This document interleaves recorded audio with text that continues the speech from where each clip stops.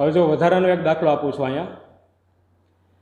રકમ એવી આપેલી છે, સ્ક્રૂ ગેજની મદદથી તારના વ્યાસના માપ, બરાબર, સ્ક્રૂ ગેજની મદદથી એક તારનો વ્યાસ માપવાનો છે। હવે પહેલી વાર માપું તો 2.620 સેન્ટીમીટર મળે છે। વ્યાસ એટલે ડાયામીટર, એટલે આને D1 કહું છું। બીજી વાર વ્યાસ માપું તો 2.625 સેન્ટીમીટર મળે છે। ત્રીજી વાર માપું તો 2.630 સેન્ટીમીટર।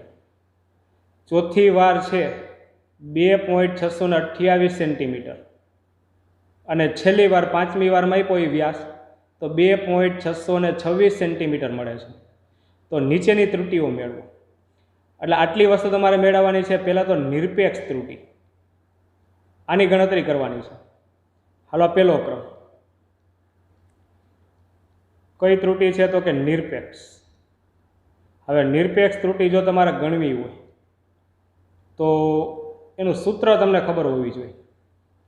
તો નિરપેક્ષ ત્રુટિ એટલે સાચું મૂલ્ય માઇનસ માપનનું મૂલ્ય, બરાબર, આવું સૂત્ર હતું। નિરપેક્ષ ત્રુટિ બરાબર સાચું મૂલ્ય માઇનસ માપનનું મૂલ્ય। તો માપનના મૂલ્ય તો છે જ મારી આગળ, 5 માપનના મૂલ્ય છે। મારે સાચા મૂલ્યની જરૂર પડશે। સાચું મૂલ્ય એટલે 5 એ 5નું સરેરાશ મૂલ્ય। તો જો પેલા સરેરાશ મૂલ્ય મેળવી લો।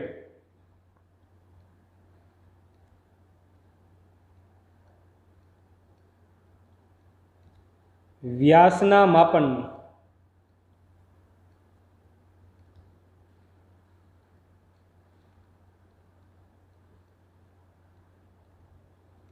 સરેરાશ મૂલ્ય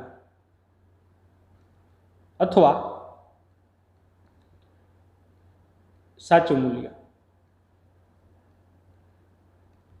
બરાબર। વ્યાસ એટલે ડી વડે દર્શાવીશ અને સરેરાશ છે એટલે મીન।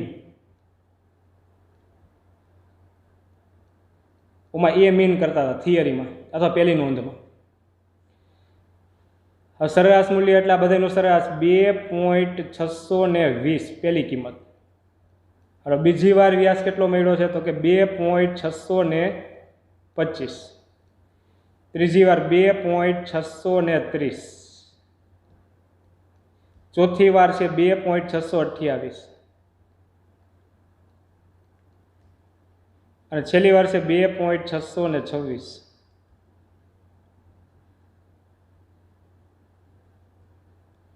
અને છેદમાં કેટલું આવશે તો કે 5। હાલો, આનું સાદુરૂપ, આનું સાદુરૂપ આપશો તો 2.6258 આટલું મૂલ્ય આવશે। તો આ પોઈન્ટ પછી 3 આંકડા છે, તો અમે પોઈન્ટ પછી 3 જ આંકડા રાખું એટલે છેલ્લો આંકડો 8 કાઢું, 5 કરતાં મોટો છે તો આગળમાં એક ઉમેરશું એટલે કેટલું થઈ જાય 2.626 અને શેમાં આવશે તો કે સેન્ટીમીટરમાં। હાલો, સાચું મૂલ્ય મને મળી ગયું વ્યાસનું અને માપનના મૂલ્ય છે। તો હવે દરેકમાં નિરપેક્ષ ત્રુટિ મને મળી જશે। તો નિરપેક્ષ ત્રુટિની ગણતરી કરો। હવે દરેક અવલોકનમાં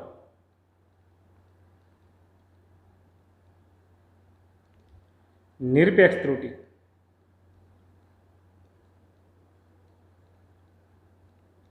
હાલો, પહેલું અવલોકન કયું છે D1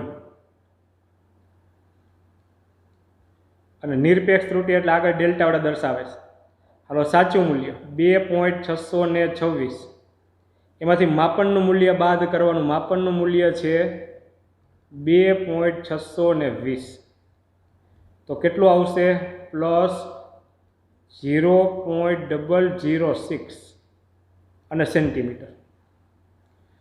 હાલો, બીજું અવલોકન છે એમાં નિરપેક્ષ ત્રુટિ ડેલ્ટા D2।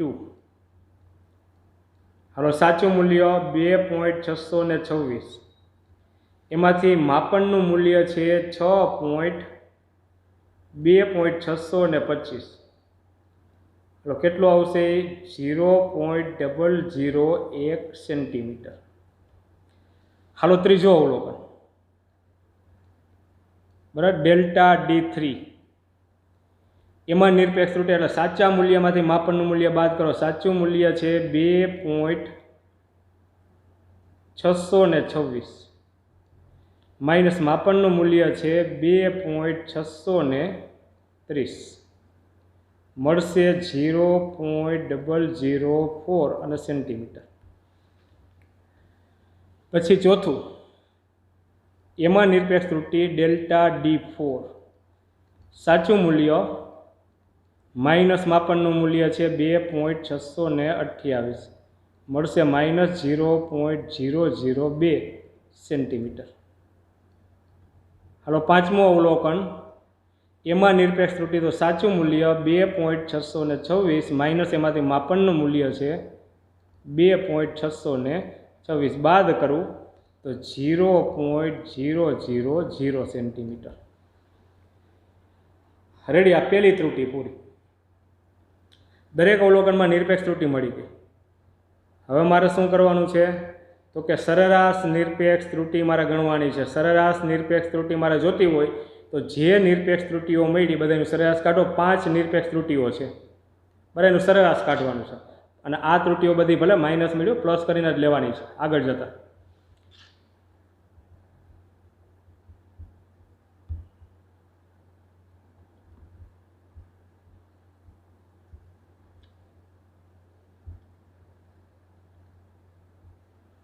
પહેલાં આની જરૂર પડશે તો લખી નાખવું, પછી ચેકી નાખું છું. આ મૂલ્યની જરૂર પડશે, બરાબર. ડી મીન છે કેટલું તો કે 2.626 સેન્ટીમીટર. હવે ભાગ કાઢી નાખું છું.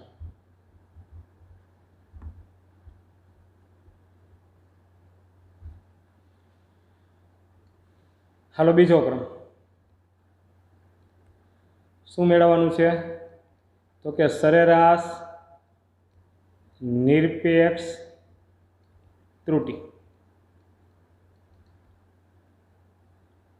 સરેરાશ નિરપેક્ષ ત્રુટિ મેળવવું હોય તો આ જે નિરપેક્ષ ત્રુટિઓ મળી છે એનું સરેરાશ દર્શાવાય કઈ રીતના?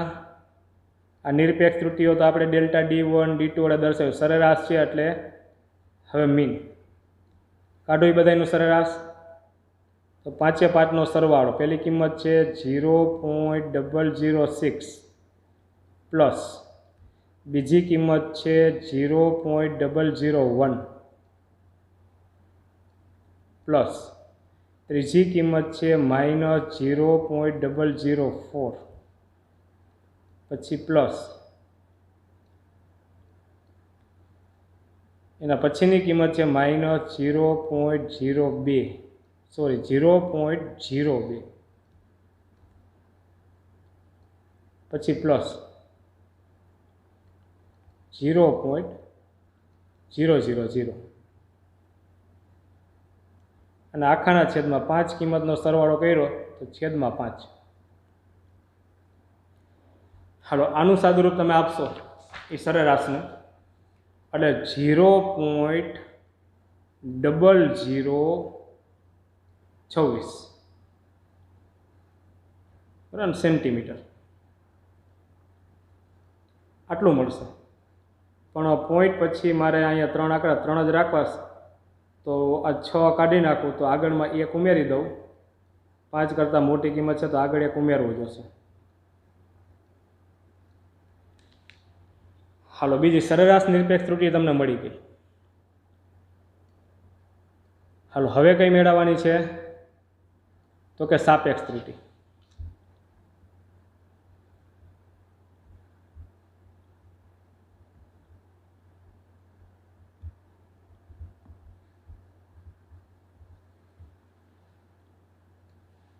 હવે ત્રીજો ક્રમ.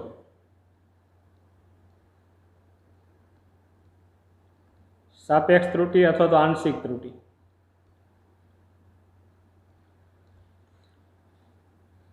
હાલો સૂત્રમાં ડેલ્ટા અને વ્યાસ છે એટલે ડેલ્ટા ડી. વ્યાસમાં સાપેક્ષ ત્રુટિ શું આવશે?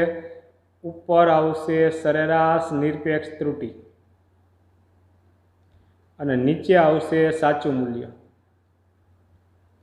એટલે ડી મીન. હાલો કિંમત મૂકી દો એમાં તો ડેલ્ટા ડી. હાલો ડેલ્ટા ડી મીન અહીં ઉપર મેળવેલું છે 0.004 0.003 અને ડી મીન અહીંયા આપેલું છે 2.626. તો એ કિંમત આવશે લગભગ 0.001. 0.001. ઉપર એ ટૂંકમાં સેન્ટીમીટરમાં એકમ છે, નીચે સેન્ટીમીટરમાં એકમ છે, એટલે અહીંયા એકમ આવશે નહીં. રેડી? એટલે સાપેક્ષ ત્રુટિ મળી ગઈ. હવે મારે કઈ મેળવવાની છે તો કે પ્રતિશત ત્રુટિ. હાલો ચોથો ક્રમ.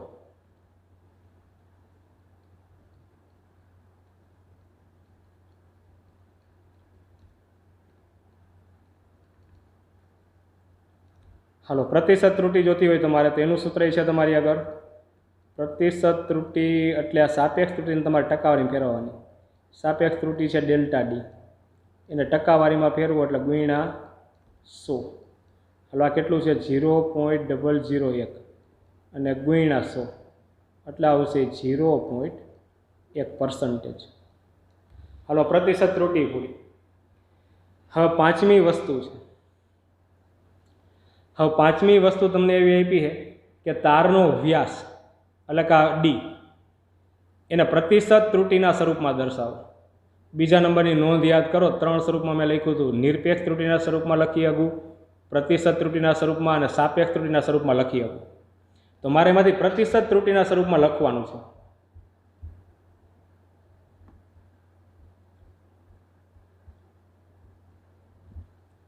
હાલો પાંચમો ક્રમ જુઓ.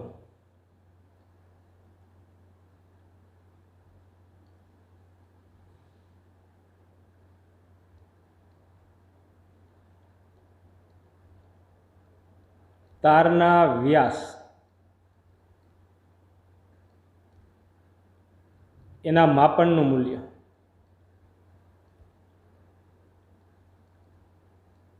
કયા સ્વરૂપમાં લખવાનું છે તો કે પ્રતિશત ત્રુટિના સ્વરૂપમાં.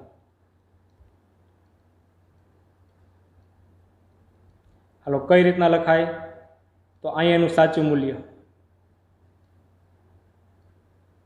વ્યાસનું સાચું મૂલ્ય ખાલી ડી કરશો તોય હાલશે, અને પ્લસ ઓર માઇનસ અહીંયા શું લખવું જોશે તો કે પ્રતિશત ત્રુટિ. હાલો સાચું મૂલ્ય મૂકી દો. સાચું મૂલ્ય એટલે ડી મીન અહીંયા છે જ મારી પાસે, છેદની કિંમત છે ને, તો 2.626 પ્લસ ઓર માઇનસ પ્રતિશત ત્રુટિ 0.1%. રેડી? આ એનો જવાબ. અને શેમાં આવશે? આ સેન્ટીમીટરમાં હોય તો અહીંયા સેન્ટીમીટરમાં આવશે. ટકાવારીમાં જવાબ આવ્યો છે. રેડી? એટલે વધારાનો જે એક દાખલો હતો એનું સોલ્યુશન અહીંયા કમ્પ્લીટ થાય છે.